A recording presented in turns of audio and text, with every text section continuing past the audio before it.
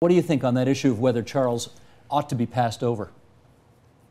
Well, I mean, I suppose there's two questions. There's the political question, where there's some very, strict rules of how this works. And then there's the show business question. I mean, I suppose if I were going to cast the next king, I would certainly cast Prince William over Prince Charles. He, for all kinds of,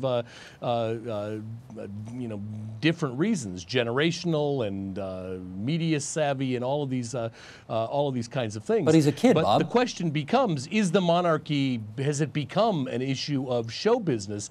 And sometimes down here, we're not so sure what the answer to that question is. Does his age not worry you?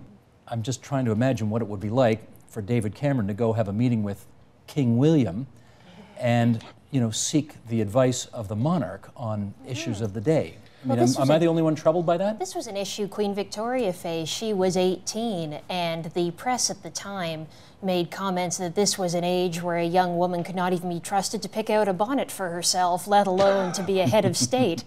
And yet she was having to hold her own among elder statesmen, and they were all men at this time, and she was an 18-year-old girl and had to learn how to hold her own in this position.